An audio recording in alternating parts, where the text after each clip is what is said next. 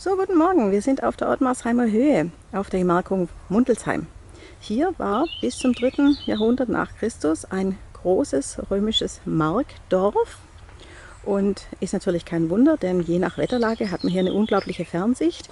Den Stuttgarter Fernsehturm sieht man eigentlich fast immer. Manchmal sogar bis zur Schwäbischen Alb.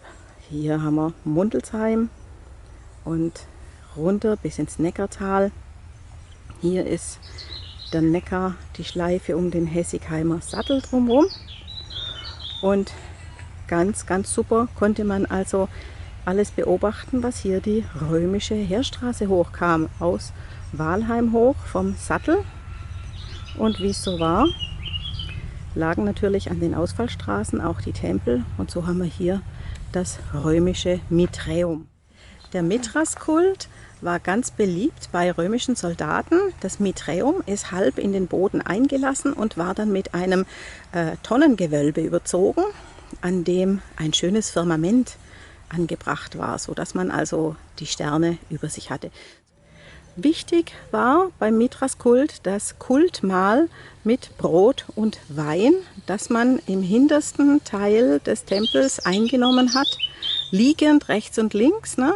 Und hier sind ja noch die beiden Weihesteine für Sol und Luna. Sind die nicht schön? Ja, und weil man hier natürlich das Kultmahl mit Brot und Wein eingenommen hat und zu besonderen Tagen auch und Anlässen mit Fleisch mit seinen Freunden hier zu Mahl gelegen ist, eignet sich dieser Ort auch für uns, um hier abzuschließen. Dazu habe ich heute mal den Lesestoff der Laufener Weingärtner mitgebracht, den es natürlich auch im Mundelsheimer Käsbergkeller gibt. Das ist ein wunderbarer Wein, der gerade zu Picknicks ganz toll passt, zu würzigem Käse, da könnte man Ziegen- oder Schafskäse sogar dazu denken, was gereiftes, Brot auf jeden Fall oder auch dunkles Fleisch. Ein wunderbarer, harmonischer Wein zu vielen Anlässen. Hey Leute, hat's euch gefallen?